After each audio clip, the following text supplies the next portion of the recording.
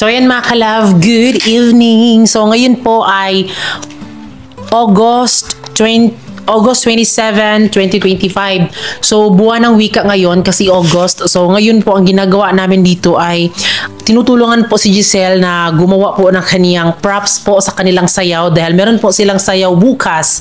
Ayan, at ngayon ang ginagawa ni Fran, anong ginagawa mo, B? Nagagawa po ako ng espada. Yes. Espada mga ka-love kasi isa sa props po nila Giselle. Sangrip. So bukas mga ka-love, itatry ko yung best ko na ma-vlog po yung kaganapan nila Giselle. Kasi bukas mga ka-love, magkakaroon po sila ng magandang, basta bukas mga ka-love, makikita nyo na lang po yan. Kasi ako hindi naman sa pagmamayabang, pero super active talaga ako doon sa school namin. Like sa mga buwan ng wika, intramurals, lahat talaga sinalihan ko talaga. Pwera na lang po sa mga patalinuhan, 'di ba? So meron tayong kaalaman pero wag na tayo magpa-feeling bright kung hindi naman talaga, no. Ayun. Pero sa mga talent mga ka-love, wala akong inuurungan talaga. Kaya mga kaganapan dito mga ka-love ay nagsimula na nga sila dito mga ka-love. So ako kaka-edit ko lang po ng mga vlog namin. Kaya ito po yung ginagawa nila.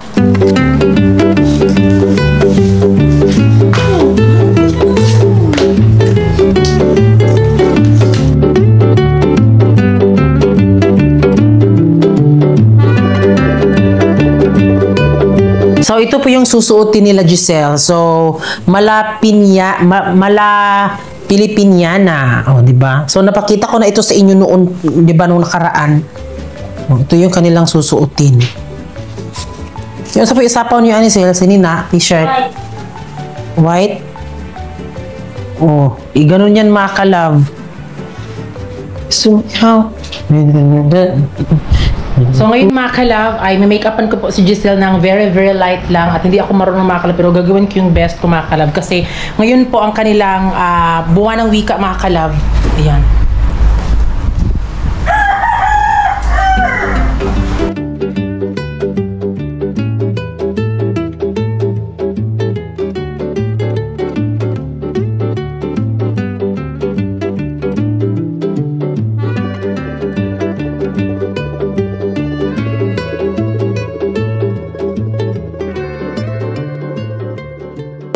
So ngayon po ay ihahatid po namin ngayon si Giselle sa kanilang school pero itatry namin mga ka-love na makadating at makakita po sa kanilang sayaw kasi ngayon mga ka-love meron kaming importanteng aasikasuhin kaya abangan natin mga ka-love. So tapos ko na pong minake-upan si Giselle sa ngayon po ay itatry natin mga ka-love na makadalo sa kanyang event. Ayan na si Giselle. Bye ka-love. Bye tayo. Ikaw doon na. Yeah. Oh.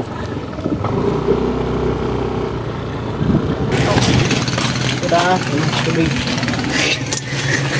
Siguro nagkawata. Kisi tubig. Dito. Nonsa. Tubig din. Ano kaila?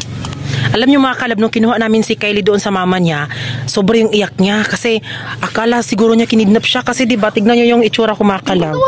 O tignan niyo, diba nakabalot tapos si Francis naka-helmet. So grabe yung iyak ni Kylie na first time namin nakunin namin siya, nagrabe yung iyak niya. Akala niya siguro hindi kami. Kina? Kina? Gila ka, Kay? Ano, Kay? Approve. Kina?